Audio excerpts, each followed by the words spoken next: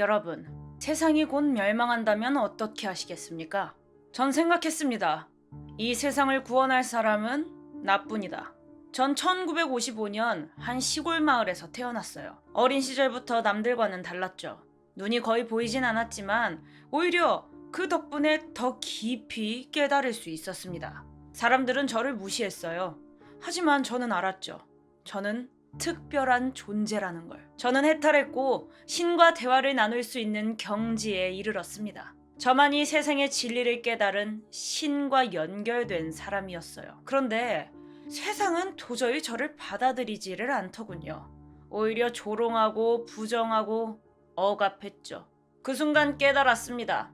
이 세상은 내가 직접 바꿔야 한다. 진정한 구원의 길을 내 손으로 열어야 한다. 저를 의심했던 자들도, 저를 배신했던 자들도 결국 제 앞에선 무릎을 꿇게 될 것입니다. 왜냐하면 제가 신이니까요. 제가 태어난 곳은 일본 쿠마모토. 시골에서도 더 깊숙한 곳, 가난한 집안이었죠. 6남매 중 하나였습니다. 전 눈이 제대로 보이지 않았어요. 아예 앞이 안 보이는 건 아니었지만 시력이 거의 없었죠. 대신 저는 어릴 때부터 다른 감각이 남들보다 더 예민했습니다. 소리, 공기의 움직임, 사람들의 작은 변화까지 보지 않아도 느낄 수 있었어요. 부모님은 그런 저를 맹인 학교에 보내셨습니다. 그곳에서 저는 중요한 걸 깨달았어요. 세상은 약한 사람을 챙기지 않는다는 것. 맹인학교라고 해서 다들 순수하고 착한 건 아니었어요. 보이지 않는 세상 속에서도 이 힘을 가진 사람은 존재하더군요. 힘 있는 아이들은 약한 아이들을 지배했어요. 저는 선택해야 했죠. 지배할 것인가? 지배당할 것인가? 그리고 저는 빠르게 배웠습니다. 사람들을 다루는 방법, 복종하게 만드는 방법, 무엇보다 사람들은 강한 존재를 따른다는 사실. 아마 이때부터였을 겁니다. 저는 남들과 다르게 생각하기 시작했어요. 내가 남을 따르는 사람이 될 이유가 있을까? 차라리 내가 그들이 따르는 존재가 된다면? 바로 그 생각이 제 인생을 바꿔놓았죠. 1980년대 저는 도쿄에서 작은 요가 교실을 열었어요. 그때 일본 사회는 변화하고 있었습니다. 경제는 급성장하고 사람들은 돈을 벌기 위해 열심히 달렸지만 삶에 대한 불안과 공허함도 같이 커지고 있었죠. 저는 바로 그 틈을 파고들었어요. 요가를 통해 진정한 깨달음을 얻을 수 있습니다. 정신을 수련하면 당신도 초능력을 가질 수 있어요. 처음엔 단순히 몇 명만 관심을 가질 뿐이었어요. 하지만 입소문이 나면서 신도들이 점점 늘어났어요. 그들은 깨달음을 원했고 저는 그들에게 길을 보여주었습니다. 증거가 필요했죠. 그래서 공중부양 사진을 찍어 잡지에 실었습니다. 사람들은 열광했어요. 진짜 해탈한 사람이야! 신과 연결된 존재다! 그때부터 저는 더 이상 요가 강사가 아니었습니다. 사람들이 따르는 지도자가 된 거죠. 저는 출가를 강요했습니다. 깨달음을 얻으려면 세속적인 것들을 버려야 해요. 재산을 기부하고 가족과의 연을 끊어야 합니다. 처음엔 망설이는 사람들도 있었어요. 하지만 한 번 들어오면 쉽게 나갈 수 없었습니다. 교단 내부에서는 끊임없는 세뇌가 이어졌죠. 교단을 배신하면 더 큰 고통이 찾아올 것이다.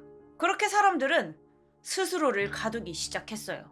그리고 저는 신이 되어가고 있었습니다.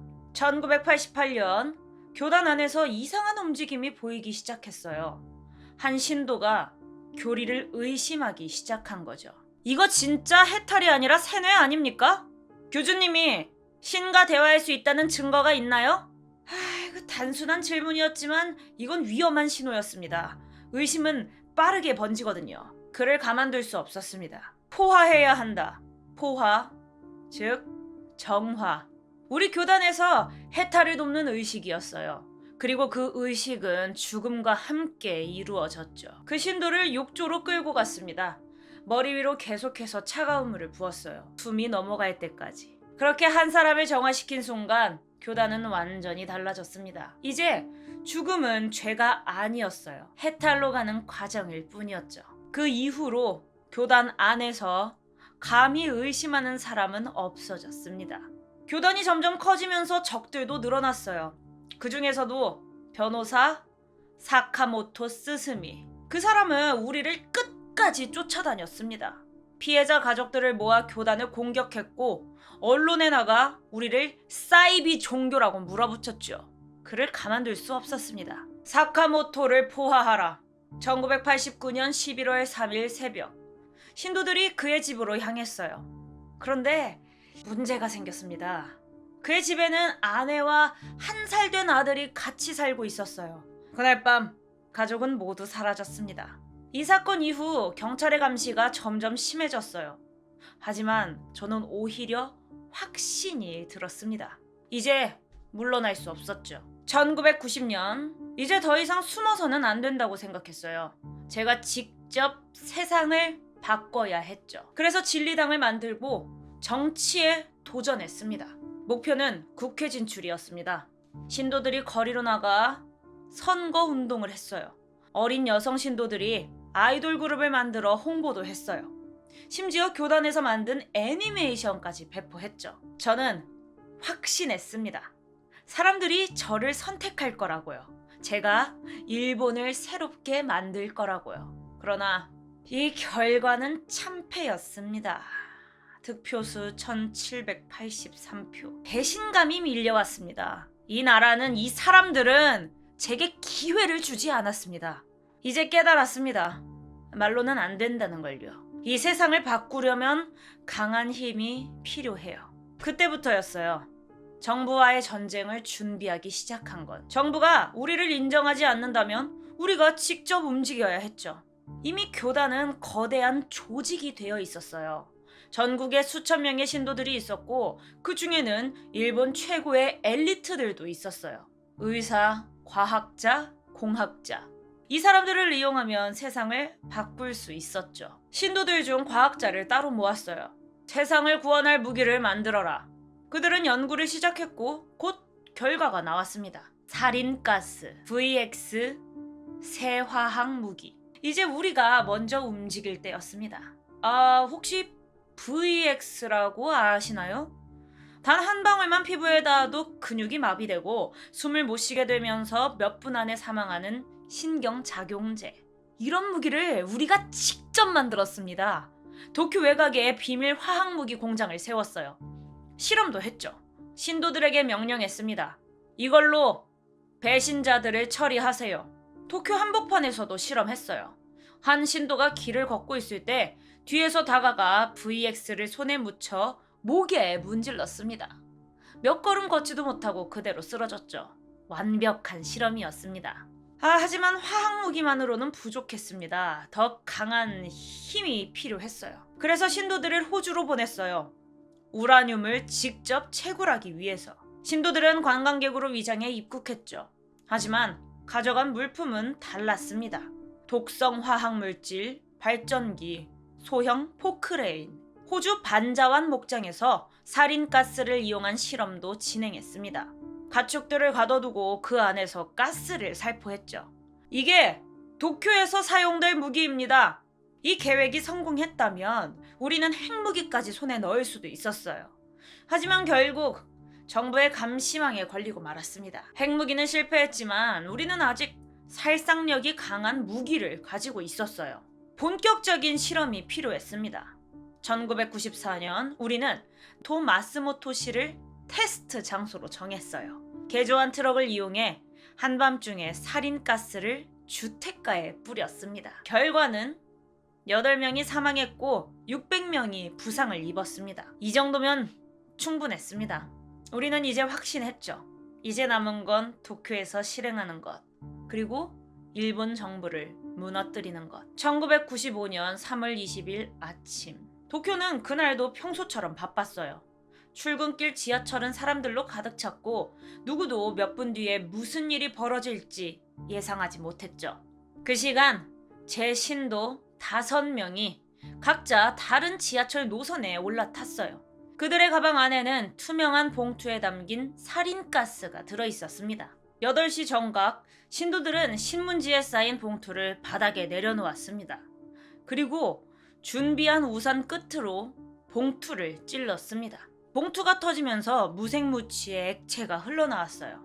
몇 초 후 공기 중에 증기가 퍼지기 시작했죠. 처음엔 아무도 몰랐어요. 그런데 곧 이상한 반응이 터져 나왔습니다. 눈이 따가운데? 숨이 안 쉬어져. 살려주세요. 사람들은 하나둘씩 바닥에 쓰러졌습니다. 몸이 마비되고 거품을 물고 경련을 일으켰죠. 지하철은 계속 달리고 있었어요. 닫힌 공간에서 가스는 빠르게 퍼졌고 승객들은 도망칠 곳이 없었죠. 신도들은 임무를 마친 후 다음 역에서 조용히 내려 준비된 차를 타고 사라졌습니다. 5곳의 지하철에서 동시에 살인가스가 퍼졌어요. 이제야 사람들이 상황을 깨닫기 시작했죠. 도와주세요! 여기 사람들이 죽어가요! 누가 테러를 저질렀어요! 역사 곳곳에서 비명이 터져 나왔습니다. 출근하던 사람들, 지하철 직원들, 그리고 구조하러 온 경찰과 소방관들까지. 누구도 이 독가스를 피할 순 없었죠. 결국 14명이 사망하고 6,300명이 부상을 입었습니다. 이건 단순한 테러가 아니었어요. 대규모 혼란을 일으켜 정부를 붕괴시키는 것. 그게 우리의 목표였습니다. 살인가스가 충분한 피해를 주면 정부는 제대로 대응하지 못할 것이라고 생각했죠. 그 혼란 속에서 우리는 새로운 질서를 만들려 했습니다. 그런데 예상보다 피해가 적었어요. 살인가스의 순도가 낮아 즉사한 사람들이 많지 않았던 거죠. 도쿄는 혼란에 빠졌지만 무너지진 않았습니다. 그리고 곧바로 경찰들이 움직였어요. 우리는 더 이상 숨어 있을 수 없었습니다. 전국에 있던 교단 시설이 급습당했어요. 우리가 만든 화학무기 공장, 대량 살상을 준비했던 증거들, 모든 게 그대로 드러났습니다. TV 뉴스에서는 매일 저희 이야기가 나왔어요. 이건 종교가 아닙니다. 이건 테러 조직입니다. 더 이상 숨을 곳이 없었어요. 신도들도 하나둘씩 붙잡혔습니다. 하지만 저는 도망쳤어요. 버티면 다시 기회가 올 것이라고 믿었죠. 1995년 5월 16일 도쿄의 한 교단 시설에 숨어있던 저를 경찰이 찾아냈어요. 방 안은 참 처참했습니다. 바닥엔 현금 900만 엔이 널려 있었고 과자 봉지가 굴러다니고 있었어요. 그리고 저는 머리에 1000만 엔짜리 헤드기어를 쓰고 있었습니다. 저는 그 순간 깨달았어요. 이제 끝이구나. 법정에서 변호인들은 저를 필사적으로 감싸려고 했어요. 하지만 증거는 너무 많았어요. 살인, 테러, 무기 개발, 신도 학대.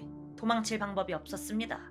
결국 사형이 선고되었어요. 그 순간에도 저는 믿었습니다. 내가 신이 될 거라고. 하지만 신은 감옥에서 10년 넘게 재판을 끌며 결국 교수형을 당하는 존재가 아니었죠. 2018년 저는 교수형을 당했습니다. 그리고 세상은 저를 잊었어요. 하지만 이 이야기가 완전히 끝나는 건 아닙니다. 사람들은 제가 사형을 당한 후 모든 것이 끝났다고 생각했겠죠. 하지만 현실은 다릅니다. 교단은 이름을 바꿨어요. 알레프. 새로운 이름으로 다시 활동을 시작했어요. 신도들은 여전히 남아있었고 여전히 저를 믿고 따르는 사람들이 존재했습니다. 시간이 지나도 사람들은 여전히 구원을 원합니다. 삶이 힘들고 불안할 때 의지할 곳을 찾게 되죠. 옴진리교는 사라진 게 아닙니다. 그저 모습을 바꿨을 뿐이에요. 지금 구독하지 않으면 더 중요한 사건들을 놓칠지도 몰라요. 바로 구독하고 확인하세요.